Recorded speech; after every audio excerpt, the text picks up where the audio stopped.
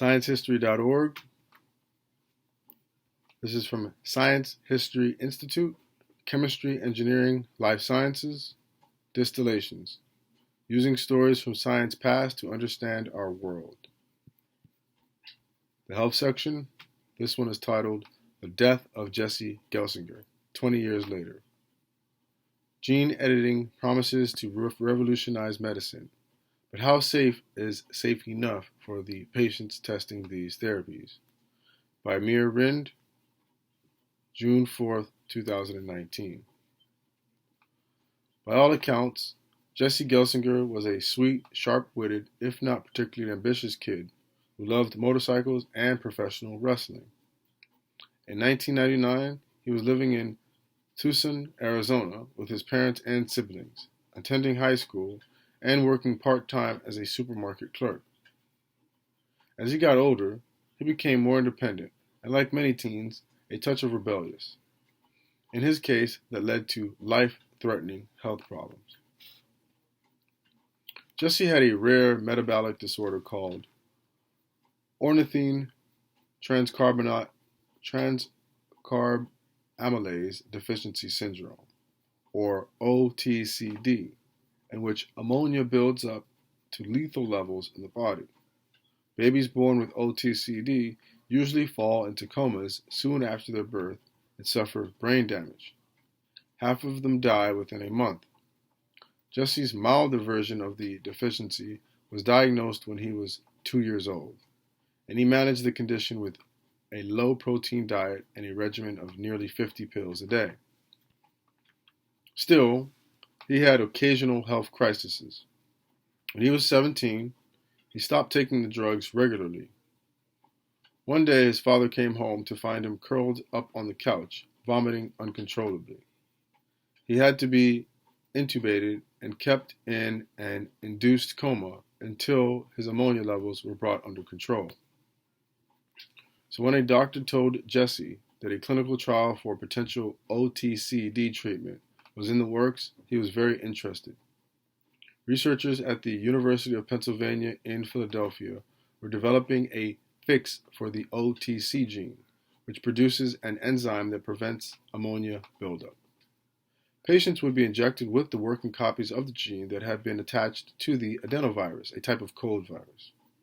The virus altered to be harmless would infect the patient's liver cells and integrate the added gene into their chromosomal DNA. The field of gene therapy had so far helped just a few people with genetic diseases.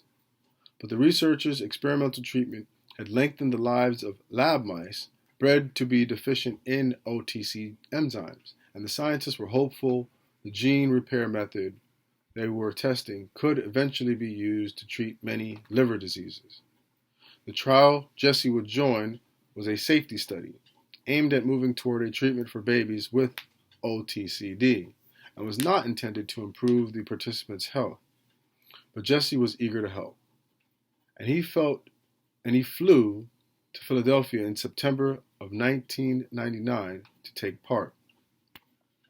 Jessie was the 18th person to receive the modified virus.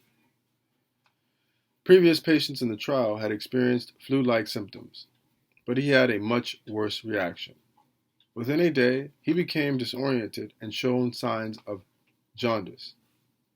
He had an intense inflammatory response and developed a dangerous blood clotting disorder, followed by kidney, liver, and lung failure.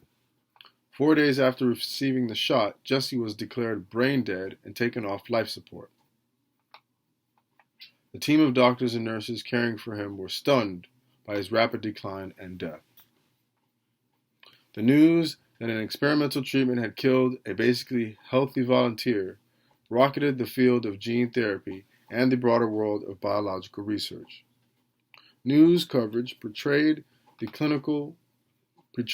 trial researchers as overeager and undercautious, taking shortcuts and disregarding rules meant to protect the people in their care. The death is the latest in a series of setbacks for a promising approach that has so far failed to deliver its first cure and that has been criticized as moving too quickly from the laboratory bench to the bedside, the Washington Post reported in the first of many articles about Jesse's death and the ensuing crisis it set off. In a flash, the field of gene therapy collapsed, taking its grandiose promises of miracle cures along with it. Biochemist Jennifer Doudna, who later discovered the CRISPR Cas9 gene editing mechanism, remembers feeling the shock waves as a young researcher, even though her work had nothing to do with gene therapy or any kind of medical research. We were all very aware of what happened there and what a tragedy that was, she said in a recent interview. That made the whole field of gene therapy go away, mostly for at least a decade. Even the term gene therapy became kind of a black label. You didn't want that in your grants. You didn't want to say, I'm a gene therapist, or I'm working on gene therapy. It sounded terrible. Of course, the field eventually rebounded. In the 20 years since Jesse's death, private and public ventures have invested billions of dollars in efforts to cure diseases by altering or replacing our faulty genes. To date, these efforts have produced just a few marketable medicines, 2 therapies for lymphoma, a treatment that reverses a form of inherited blindness, and most recently, a therapy for spinal muscle atrophy. But innovation has accelerated in the past few years thanks to CRISPR, which has enabled highly targeted editing of genes that is vastly cheaper and quicker than earlier methods. Treatments for hemophilia, muscular dystrophy, and other genetic diseases now seem almost within reach. Scientists say this new generation of gene therapy research is safer, but how safe is safe enough? How much risk is acceptable? How can researchers assess the risks and who should bear them? Investigating the investigators. In the weeks after Jesse's death, James Wilson, the director of the University of Pennsylvania's Institute for Human Gene Therapy, and other doctors involved in the trial tried to understand what happened. They focused on the possibility that the adenovirus had triggered a fatal immune response for reasons that were not yet clear. Meanwhile, journalists and federal health officials discovered several troubling lapses in the conduct of the study. For example, the researchers had earlier told the FDA they would tighten up the trial's eligibility criteria, but they never followed through. When 2 patients suffered serious side effects, the scientists did not immediately inform the agency or put the study on hold as required. It turned out Jesse's pretrial test results showed he had poor liver function, indicating he arguably shouldn't have received the OTC gene injection. But perhaps most damning were failures in the informed consent process. Researchers hadn't told Jessie about the earlier patient's side effects or about 2 lab monkeys killed by high doses of adenoviruses. If he had been properly briefed about these previous issues, he might have dropped out of the study and still be alive today. Wilson was also accused of a conflict of interest. He had a stake in the company that owned the gene transfer technology and stood to benefit if the trial succeeded. Wilson denied that financial considerations affected the study and said it was impossible to predict that Jessie would suffer such a bad reaction. Nevertheless, the Gelsinger family sued, and the university quickly settled for an undisclosed sum, while declining to take responsibility for Jesse's death. In January 2000, the FDA suspended human research at Penn's Institute for Human Gene Therapy, and the university eventually shut the program down. Shows a picture of Jesse's father, Paul, testifying at Senate subcommittee hearing on gene therapy and patient risk. This is February of 2000. The FDA charged Wilson with several violations, and in 2005, he agreed to restrictions on his human research for 5 years. The university also paid the federal government a $514,000 settlement. The investigations drew attention to wider problems in oversight of gene therapy experiments and human research generally. For example, the FDA and NIH revealed that 691 volunteers in gene therapy experiments had either died or fallen ill in the 7 years before Jessie's death. Only 39 of these incidents had been reported promptly as required. The agencies tightened monitoring of trials, increased inspections, and created a new system for reporting serious side effects, among other steps. Penn responded to the crisis by strengthening the institutional review boards that oversee its trials, putting in new protections for patients, and prohibiting researchers from having financial stakes in their trials. Yet as the pharmaceutical industry continued growing and its profits soared, demand for the test subjects increased, and more research was undertaken by private companies rather than academic or government institutions. That raised new fears that patient safety could be compromised in the rush to get products to market. Contrary to certain hopes of human research reform spurred by Jesse Gelsinger's death, oversight has flattened.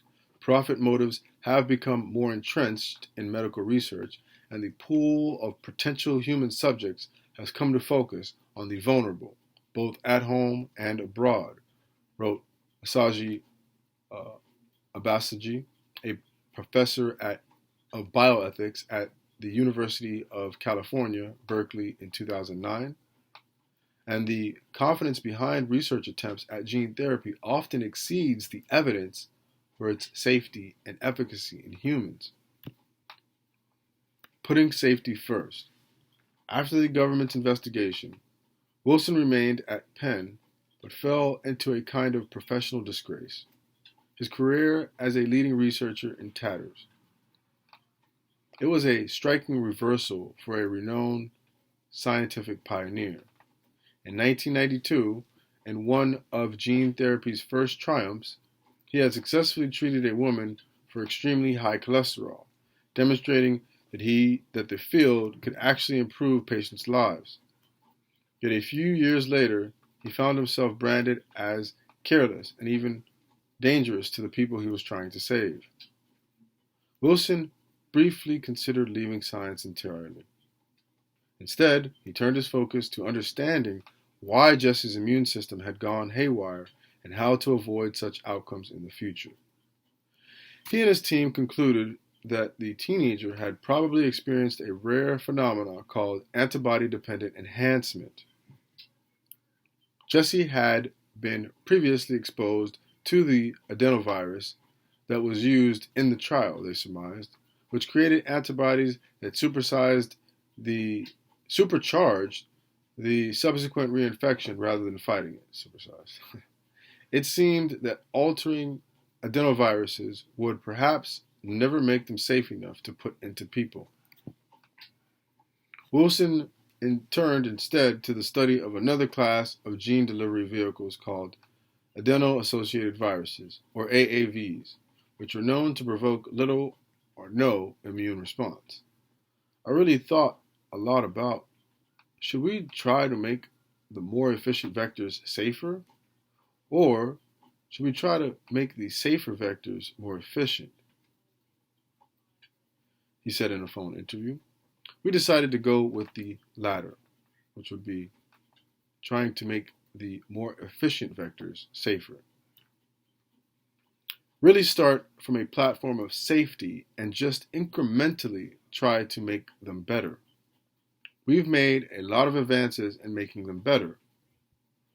What you don't see are all the failed experiments. There are some circumstances where in our attempt to make them more efficient, their safety profile was compromised. So we don't even bring those forward.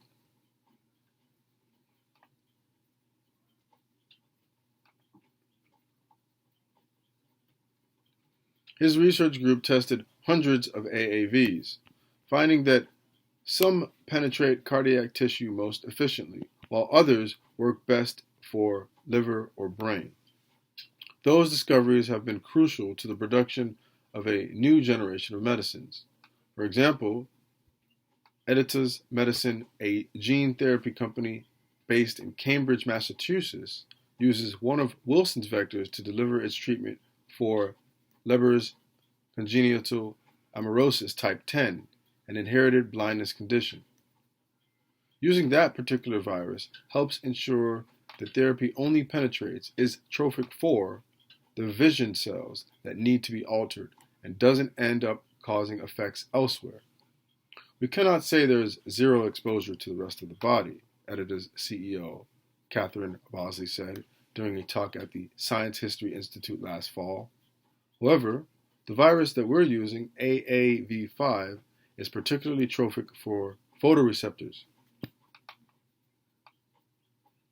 AAVs have been used safely in many studies, and last month the FDA approved an AAV-based gene therapy for a lethal disorder for the first time.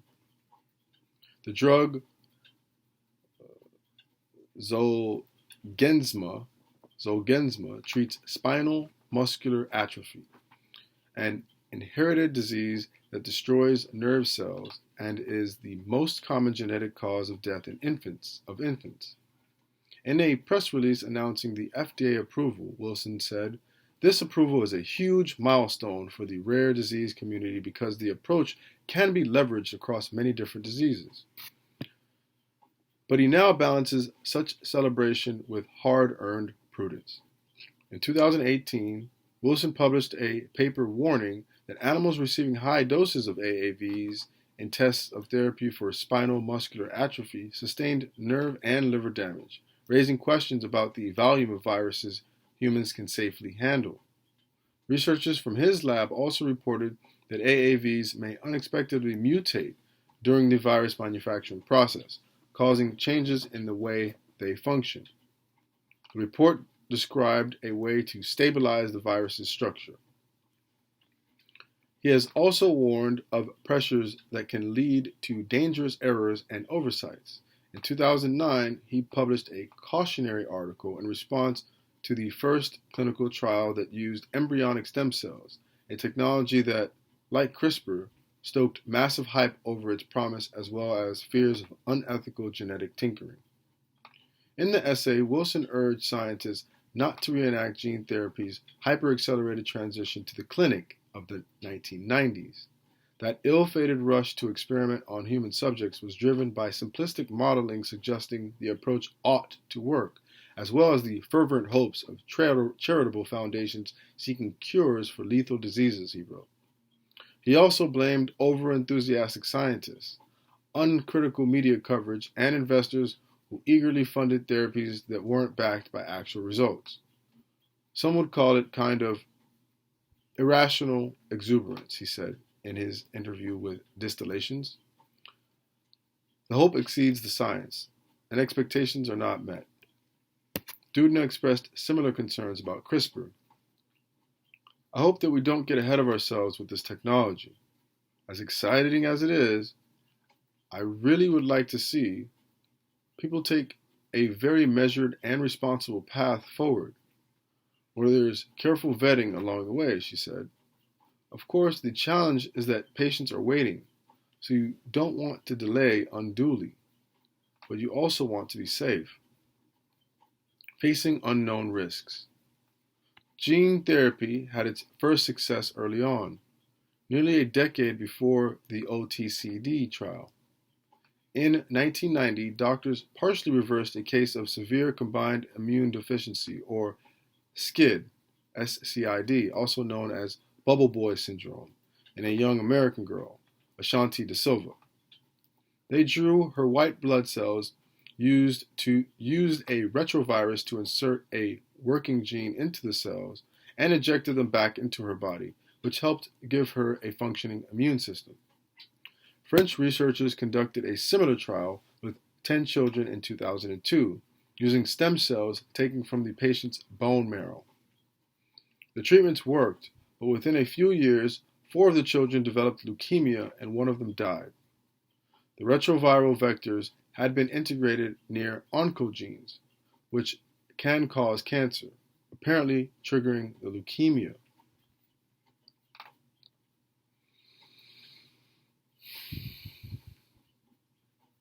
Shows a picture of Ashanti Da Silva, age 6, March 1993.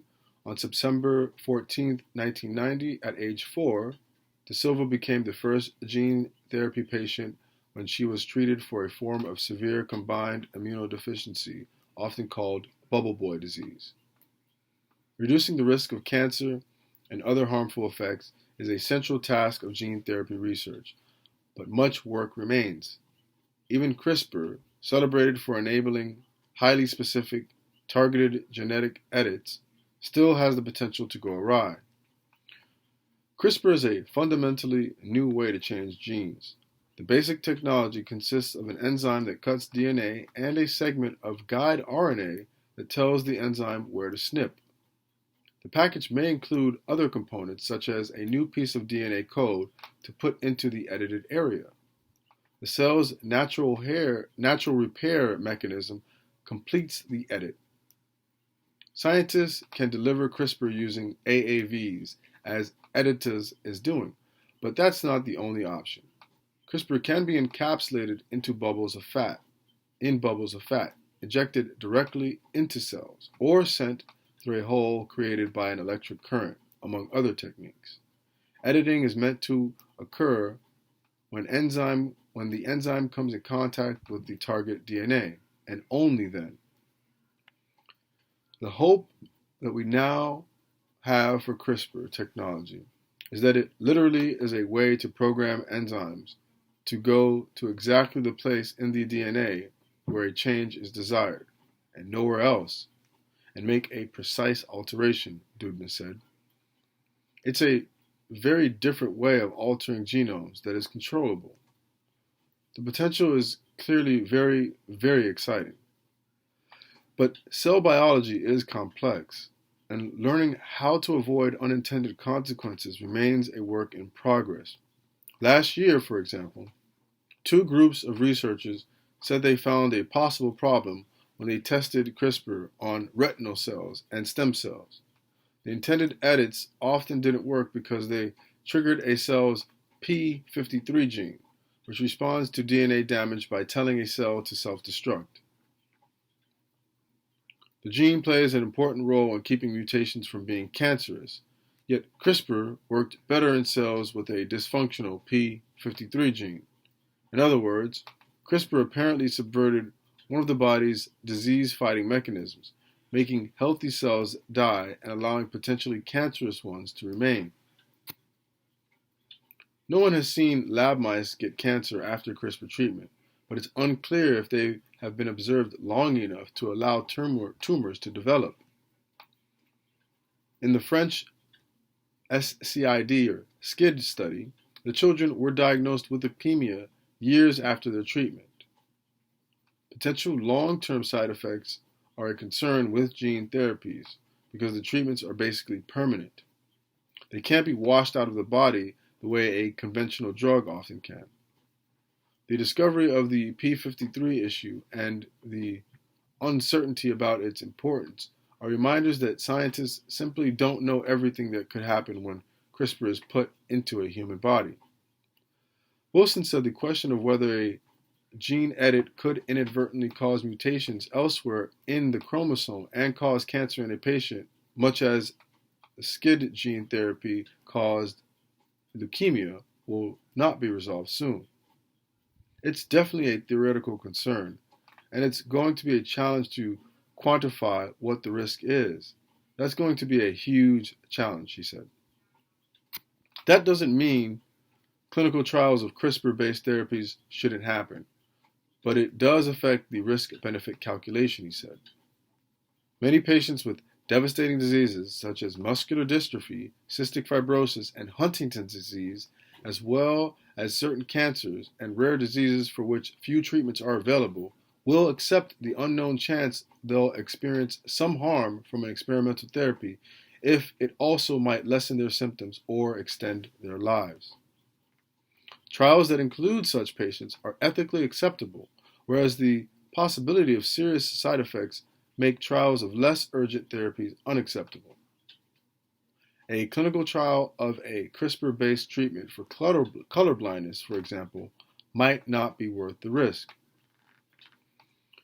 For gene editing, you're going to be focused for a while on diseases in which there is significant unmet need, not a lot of alternatives, and where the risk tolerance would be higher, Wilson said. It's going to be a long road before we get to the point where editing would be deemed safe enough for diseases other than those that have really significant morbidity and mortality, he added. Biotech firms go through great lengths and spend hundreds of millions of dollars trying to make sure their products are effective and safe, but preclinical testing and animal and cell cultures goes only so far. Bazzi said during her talk at the Science History Institute that the only way to see if a treatment really works is to put it into a person. The genetic context of a mouse or rat has nothing to do with human genetic context. You just can't know. You're taking a greater leap into the unknown with these kinds of experimental medicines, she said. The FDA has learned lessons. The industry has learned lessons. And I think we are all seeking to be very careful in how we advance, she said. Yet, the risk never goes away. And that's what it takes to make new medicines. This is by Meir Rinde, a freelance writer based in Philadelphia, with the reading from sciencehistory.org. Article is called The Death of Jesse Gelsinger, 20 Years Later. Once again, this is Eric Michael Loyd, with a master's in psychology, neuropsychology concentration. Thank you for your time.